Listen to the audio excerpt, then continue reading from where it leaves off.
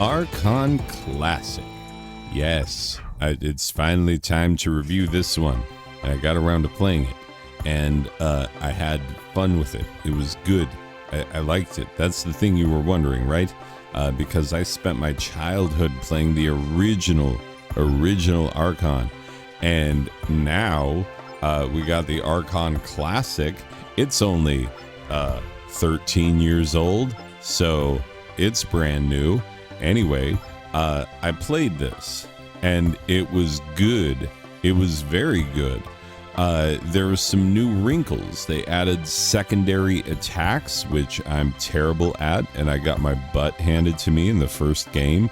In the second game, I was a little more able to hold my own. I still lost, but, you know, I fought down to, you know, the last couple of dudes, and I was the one who lost out because I made a poor decision about whether or not to heal my last dude on the turn that I died, or on the turn, you know, if I was going to heal going into that battle or heal after. And I was like, I'll just win this real quick and then heal after, and then I died. Yeah. So yeah, it's the whole thing. You know, the CPU, when you're playing against CPU, is a little overpowered from what it should be. I found myself getting one hit killed by goblins when I should not have been.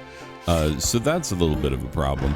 And so I need to get much better at this before I go feeling like I'm good at it. Also, the loading screen times are atrocious. I don't know what the game is doing that it takes so freaking long to load. I have a computer that is 13 years newer than this game, and it should load 13 times faster. I can only imagine what this thing's loading times would be if I were playing it back in 2010 on my AMD quad-core Phenom 2 Black Edition, because that's the processor I was rocking. I still have that CPU and motherboard somewheres. Let's do some vintage 2010 gaming, huh? Are we nostalgic for that yet? Anyway, regardless, the thing about this game is that it's very fun. It is nearly the original. When you play in classic mode, you can have it have the classic pieces, but here's the thing. I think they are based off of the C64 models, the Commodore models, and not the Atari models. So they look slightly different from what I grew up with as a kid, and it's not quite exactly what it was, but it's pretty darn close. Yeah, there's just a few little quirks. The Valkyrie's scream is terrible. It's terrible. It's not great. The Valkyrie, I think, needs to be changed in some substantial ways. But otherwise, you know, it's all there. It's got all the pieces, and it's got a few extra wrinkles. There's a conquest mode where you're basically playing your way through a series of scenarios that are not exactly full games, but give you like really interesting board shapes and really interesting setups in which you have to meet a certain objective in order to win and beat that portion of the conquest.